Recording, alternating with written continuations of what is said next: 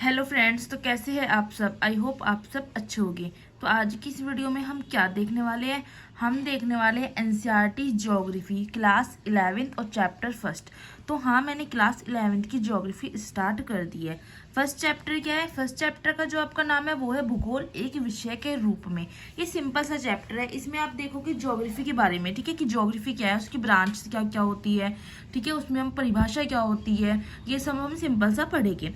ठीक है, तो 11th क्लास की ज्योग्राफी मैंने स्टार्ट कर दी है। वीडियो अच्छी लगती है आपको लाइक करनी है, वीडियो शेयर और कमेंट्स में मुझे जरूर बताना है। तो चलिए करते हैं चैप्टर को स्टार्ट। सबसे पहले हम देखेंगे हमें भूगोल का अध्ययन क्यों करना चाहिए। सबसे पहले यही बात आती है ना कि हम भूगोल पढ़ तो रहे हैं, बट क्यों पढ़ रहे हैं। तो भूगोल विविधता मतलब डाइवर्सिटी की सराहना करने और समय और स्थान के साथ ऐसी विविधताएं पैदा करने के लिए जिम्मेदार कारणों की जांच करने के लिए तैयार करता है। तो भूगोल हम क्यों पढ़ते हैं कि जो अलग अलग डाइवर्सिटी होती है उसके लिए समय और स्थान के साथ कुछ ऐसी जो है विभिन्नताएं आती है, तो उनके जो जिम्मेदार जो कारण होते हैं जिनकी जांच होती है, तो उसके लिए तैयार करता है क्या भूगोल।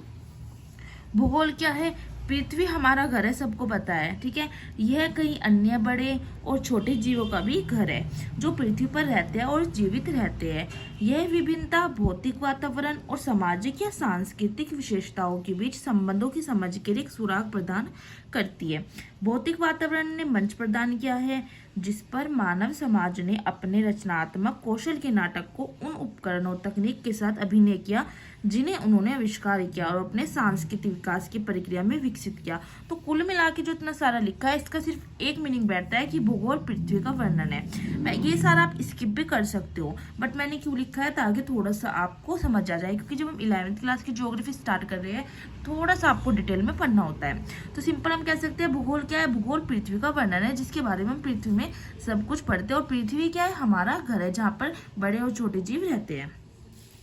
भौगोलिक शब्द सर्वप्रथम जो भौगोलिक शब्द है सर्वप्रथम किसने दिया, वो दिया इराटोस्थनीज द्वारा दिया गया था। और यह शब्द ग्रीक भाषा जियो का मतलब होता है पृथ्वी और ग्राफोस का मतलब होता है विवरण, इससे लिया गया है।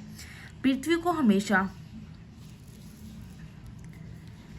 को हमेशा मनुष्य के निवास के रूप में देखा गया है, और इस प्रकार विद्वानों ने भूगोल को मनुष्य के निवास के रूप में पृथ्वी का वर्णन के रूप में परिभाषित किया है। सब उन्होंने क्या कहा है कि मनुष्य के निवास के रूप में पृथ्वी का वर्णन। अब ज्योग्राफी देखिए, ये ज्योग्राफी वर्ड है, ठीक है। इसको करते तो जियो प्लस ग्राफ्स बनता है। जियो का अर्थ होता है, जियो का मतलब क्या होता है, अर्थ मतलब पृथ्वी, और ग्राफ्स का टू राइट मतलब वर्णन करना, पृथ्वी के बारे में वर्णन करना।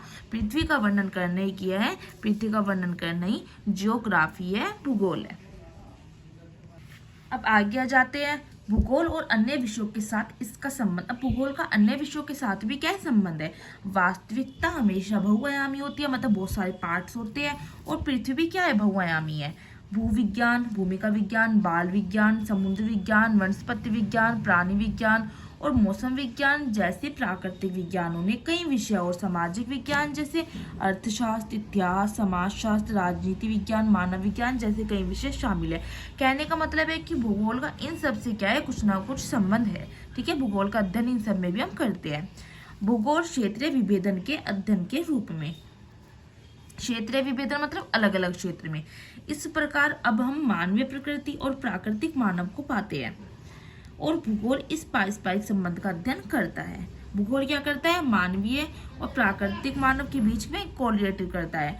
भूगोल संश्लेषण का एक अनुशासन है। यह स्थानिक संश्लेषण का प्रयास करता है। अब ये स्थानिक संश्लेषण क्या है कि मतलब जंग के हिसाब से चीजों का बदलना। और भूगोल क्या करता है, भूगोल इतिहास लौकिक संश्लेषण का प्रयास भी करता है। लौकिक संश्लेषण का मतलब है समय के हिसाब से बदलना, स्थानिक मतलब जंग के हिसाब से, लौकिक का मतलब समय के हिसाब से बदलना। आगे देखते हैं सभी विज्ञान चाहे वे प्राकृतिक हो या सामाजिक, इनका एक उद्देश्य होता है, मतलब यथार्थ को समझना, जो ठीक चीज है उसको ही समझना। वैज्ञानिक ज्ञान से संबंधित प्रत्येक विषय भूगोल से जुड़ा हुआ है, क्योंकि उनके कई तत्व अंतरिक्ष में भिन्न होते हैं, ठीक है। भूगोल वास्तविकता को उसके स्थानिक परिप्रेक्ष्य में समग्रता से समझने में मदद करता है। अब देखते हैं भौतिक भूगोल होता है, जो उसकी शाखाएं होती है और प्राकृतिक विज्ञान से वो किस तरह से संबंधित होती है। जैसे भौतिक भूगोल में आप भू आकृतिक विज्ञान पढ़ते हो, तो प्राकृतिक विज्ञान में भी भूगर्भिक विज्ञान होता है, तो दोनों क्या है, भूगोल से रिलेटेड है। जलवायु विज्ञान आप भौतिक भूगोल में पढ़ते हो, तो प्राकृतिक विज्ञान में भी क्या पढ़ते हो, मौसम विज्ञान, मौसम जलवायु से रिलेटेड है। समुद्र विज्ञान आप भौतिक भूगोल में पढ़ते हो, तो जल विज्ञान यहाँ पढ़ते हो। मृदा भूगोल भौतिक भूगोल में पढ़ते हो, प्राकृतिक विज्ञान में मृदा विज्ञान। मतलब क्या, ये अंतर संबंधित है। हर एक विषय एक दूसरे से क्या होता है, कोरिलेटिव होता है। अब बात करते हैं आगे, भूगोल का अध्ययन करने के लिए प्रमुख दृष्टिकोण।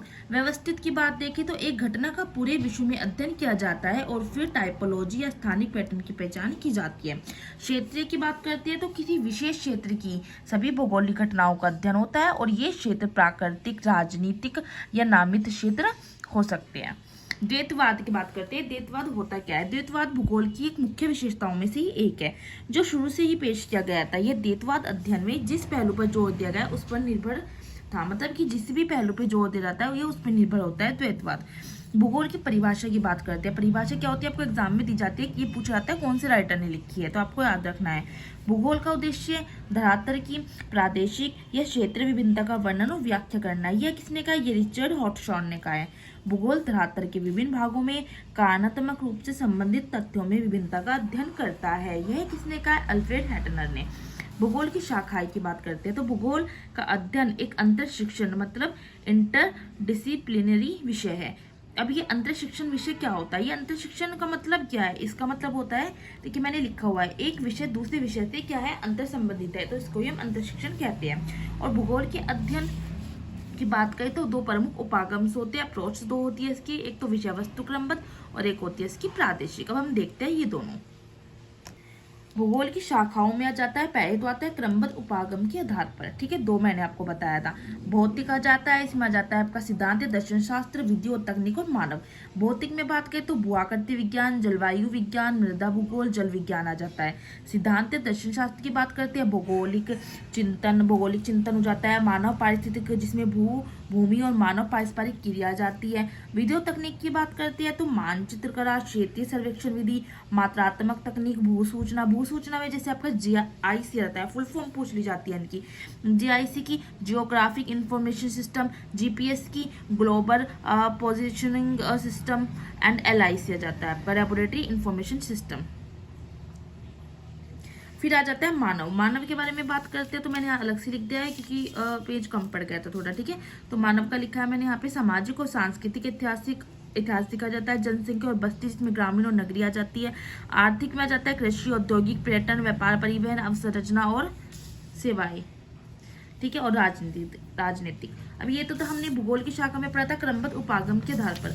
अब हम देखते हैं प्रादेशिक उपागम के आधार पर भूगोल की शाखा। तो प्रादेशिक अध्ययन आ जाता है, जिसको हम क्षेत्रीय अध्ययन भी कहते हैं। इसमें स्थूल प्रादेशिक अध्ययन, मध्य प्रादेशिक अध्ययन, सूक्ष्म प्रादेशिक अध्ययन आ जाता है। और एक आ जाता है आपका प्रादेशिक विकास, प्रादेशिक विश्लेषण और प्रादेशिक योजना। और चैप्टर यही हो जाता है आपका खत्म। स्टार्टिंग से मैं आपको क्या दिखा रही हूँ, चैप्टर दिखाऊंगी। वीडियो को पॉज करना है और अपने नोट्स आपको बना लेने हैं, ठीक है। सिंपल सा चैप्टर है, इसमें बस आप ये पढ़ोगे ज्योग्राफी होती क्या है, डेफिनेशन क्या है, कौन कौन सी ब्रांच है, ज्योग्राफी वर्ड का मीनिंग क्या होता है। सिंपल सा आपको बस इसमें ये पढ़ना है। सेकंड चैप्टर अच्छा है, सेकंड चैप्टर में हम देखेंगे, बट आपको इस चैप्टर के नोट्स बनाने हैं। नोट्स बनाओगे तभी आप अच्छे से लर्न कर पाओगे, ठीक है। वीडियो अच्छी लगती है तो आपको लाइक, शेयर और कमेंट्स करके जरूर बताना है।